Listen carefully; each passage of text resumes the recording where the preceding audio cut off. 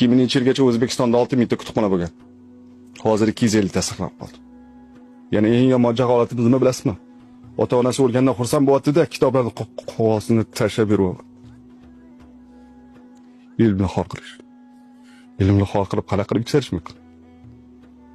Bo'lmaydi.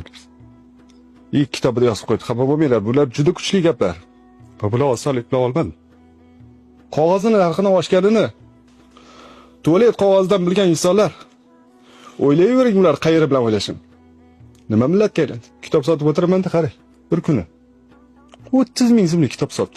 30 ming. Mana agar baklashga tersam ko'proq pul topaman. Vagonga chiqsam ko'proq pul topaman. Yonimda bir ayol o'tiradi. Satiproq gadoychilik qildi deb 1,5 million so'm pul topdi. Undan ham ko'proq pul. Yomon alam qildi-da.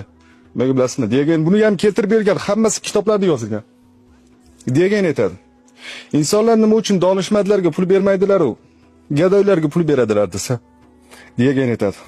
Ular ahmoq emas, bilishadi ko'r va kar bo'lib qolishligi mumkinini. Gadoy holatiga tushishligi mumkinligini. Lekin ular bilishmaydiki, hech qachon donishmand bo'la olmasligidan. Donishmandliklar ularga aniq. Berishmaydi. Savol berishga qo'rqib qoldim to'g'risi. Chunki mana bergan savol bilan sizda dardingiz uyg'ondi. I love you ham dedingmi? Ha, ha, bilmaysan. Akamga urar.